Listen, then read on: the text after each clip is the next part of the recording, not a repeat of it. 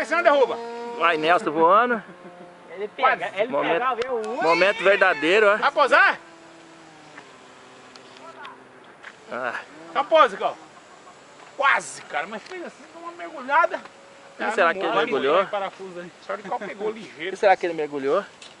É a hora que o Cal passou pra ele. Ah. Ali ele assustou. Por quê? Porque pegou no... Porque o Nelson grudou o controle. Nelson, não, ele bicou pra O baixo. problema é naquela pecinha que segura Ah, esse mas pico, agora, pô. como é que agora não bicou mais? Esse Nelson tá ruim de dedo, hein? O problema na peça que segura esse Olha como é que o Cal vai vir alinhado, tu vê? Porque era bom vocês tirar Nelson. o cartomóvel lá e ficar... Nelson tá Cal ruim tá de dedo, hein?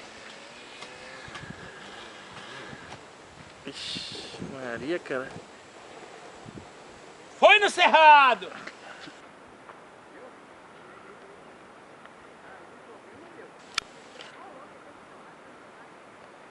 Ô, Cal, vai precisar dessa pista todinha. É porque é asa alta, né? É asa alta, hein? Se Imagina fosse você asa baixa, então, hein?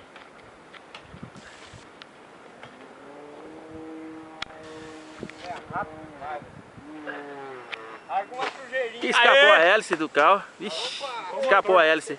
Ai, ai, tá. Ei! Tá tudo É descendo. só cargo que voa. Parede de fogo lá. Ô, Trabalhador, Arruma fala a pra parede aquele de fogo. menino parar de trabalhar.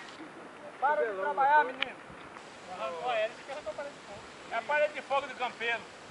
Quebrou a hélice. Não tem problema não, isso aí é normal.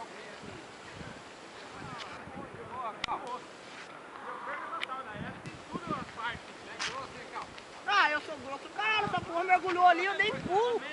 Ah, mas ali não tinha como não, hein, velho? Parece que quebrou a hélice, né? Mas foi aquele... Uai, você vem filmando. Mas foi aquele negócio do motor, pai. Arrancou o motor em gol. Foi que o motor tremeu.